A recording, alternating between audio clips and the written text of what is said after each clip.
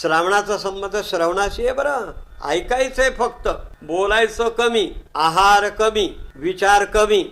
या 28 दिवसामध्ये आपल्याबद्दल, इतराबद्दल, कुटुंबाबद्दल, समाजाबद्दल आणि राष्ट्राबद्दल चांगलं ऐकायचं. त्याच्याकरता श्रावण महिमा, श्रवण महिमा. भारतीय संस्कृतीचं हे अत्यंत सुंदर अशा प्रकारचं आपल्याला मिळालेलं हे कृपादान आहे. अनेक महिने आहेत, प्रत्येक महिना श्रेष्ठ, पण श्रावण महिना म्हणजे काय? शिवाची उपासना आणि अशिवाचा त्याग. शिवाची उपासना करायची.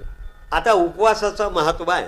आहार कमी. श्रावण महिन्यामध्ये सगळी ही पृथ्वी अत्यंत सुंदररित्या भरलेली असते. जलधारांनी संबंध या पृथ्वीला जे आहे, हा वरुणराज जो आहे हा नाहून घालतो. त्याचं कारण फार सुंदर आहे. शिवाला जलधारा प्रिय आहे, बाकी काही नको आहे.